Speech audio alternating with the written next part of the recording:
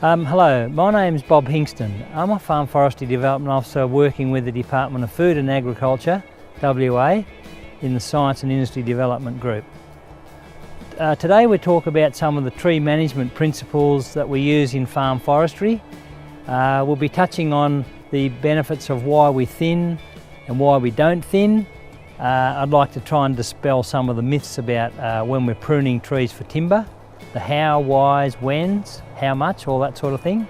I'd like to show you some of the tools that we use for pruning and talk about some of the safety aspects and probably touch on a little bit of the maintenance aspects, and also talk about the effect of coppice regrowth off the stump and how we treat the coppice.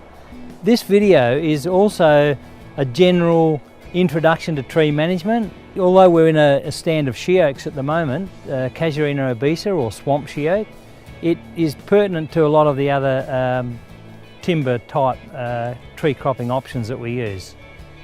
Some of the silvicultural management techniques that I'll talk about is just basically covering some of the fundamentals.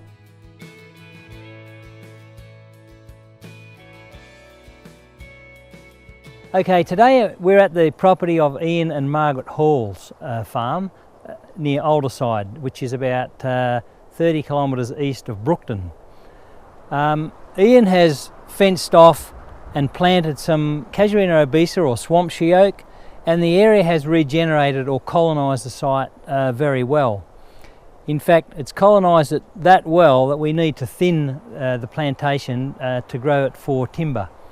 The idea of thinning is to reduce the competition on the crop trees. The crop trees are those trees that we leave behind and grow them on to further timber products. The idea of thinning is that we try and reduce the competition on these crop trees by providing more light, soil moisture and access to nutrients. When you're thinning these trees out, you can use the unwanted trees as early returns from the sale of timber for firewood or as preservation for fence posts. This patch of unthinned she oaks has up to 30,000 trees per hectare on it. Without thinning this stand, all these trees will remain very small, from 1 centimetre to probably a maximum 10 to 15 centimetres. They put on an annual increment of about 0.1 of a centimetre in that condition. So if there was any timber objective coming out of this plantation or stand, it would be 50 or 80 years time, then there would be a product here. And that's the reason why we're thinning. You can see how they're very close under severe drought stress and general competition stress. We'll now go and show you how we can do a thinning operation and release the trees so that they can put on a bit more growth.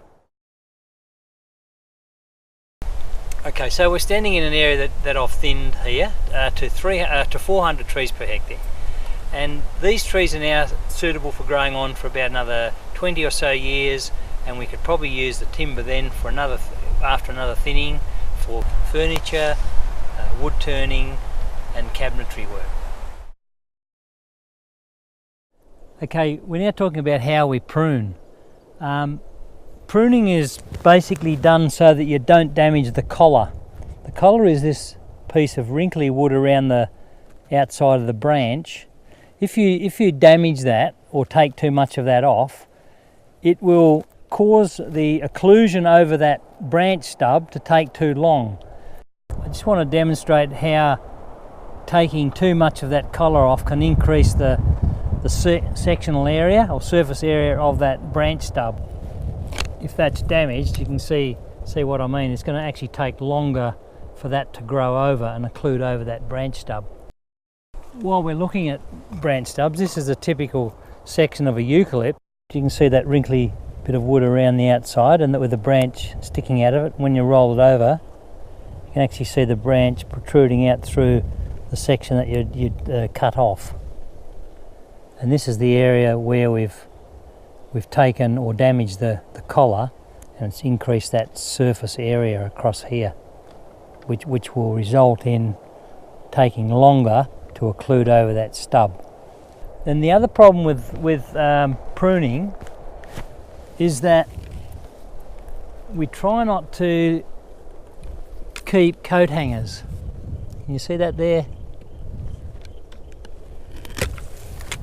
Coat hangers, as we call them, will increase the size of the knotty or defect core, as well as the same as taking off the too much of the collar.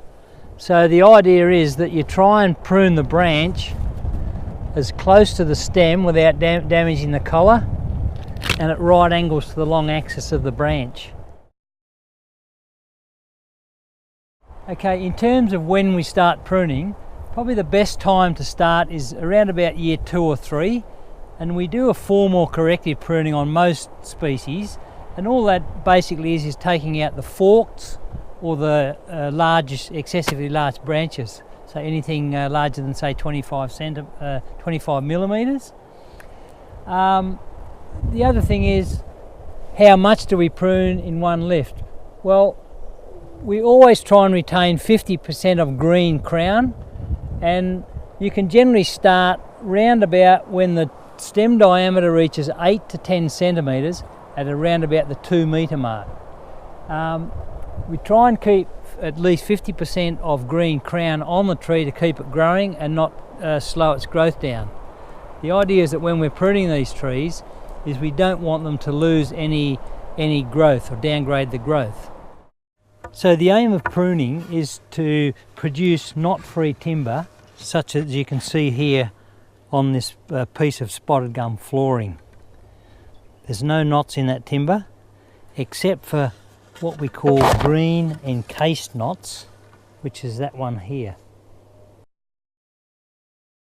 Once pruning's been done on time, commencing about age 3 onwards, the idea is that we try and minimise the size of the knotty or defect core, and this is well indicated here. These were branches that were removed at age 3, so there's the defect core. It's pruned between 8 and 10 centimetres, and this is the type of timber we're trying to grow in farm forestry. It's not free, and this is what the sawmillers are chasing, and that type of timber commands a premium price. Remember that knots produce about 68 to 70% of all defect in timber. So once we've got rid of those knots, all this clear wood is exactly what we're looking for. On the other side of the coin is this disc here that hasn't been pruned. You'll see large branches, you'll see a very large knotty core, defect core. You'll see occlusion trying to happen here over this old branch stub, and basically that timber is pretty low quality for sawing purposes.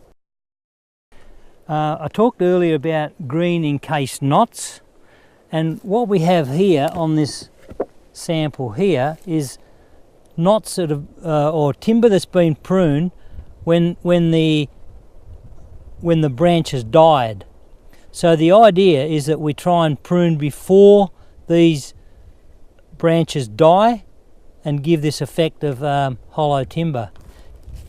Back to this one here, there's another example of a green encased knot. It won't fall out of the timber like this has happened over here on these samples here. Now the defect core, if you look at the longitudinal section, you can see where we've pruned here. You can see the knots are enclosed in this section from the dotted line, and here's the clear wood moving out this way. That section of log was pruned to about 5 metres, and there's the second lift to 5 metres where you can see a larger knot there and another one there, and the defect core is out here somewhere. Okay, now I'd like to talk about coppice. Coppice is when the stumps reshoot after they've been thinned out and will grow back into small trees and compete with the existing crop trees we've already got there. Coppice is formed by dormant buds under the bark, and the extra light will increase and stimulate that growth. Coppice is also a useful land management option for farmers, as they can graze their stock on the young coppice shoots, and coppice generally forms about 130 or so days after thinning. Now with the eucalypts, we try and remove that coppice after about 18 months when it gets to around about knee height, and we use chemicals to kill that, usually with Roundup, brush off and a bit of wetter.